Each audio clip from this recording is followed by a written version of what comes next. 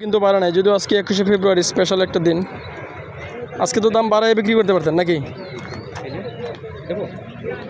কোনটা নেবে না?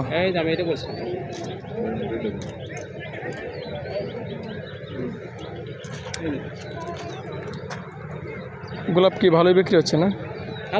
অল্প টাকার জিনিস, ওই তো 10 টাকা 20 টাকা শখ করে মানুষ নেয় কিছুক্ষণের জন্য, তারপরে আবার ফেলে দেয়।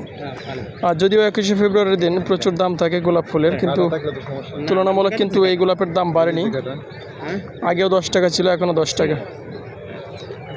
গান আছে তো, এখন ধরতে পারবে। গোলাপ নিয়ে একটা গান আছে।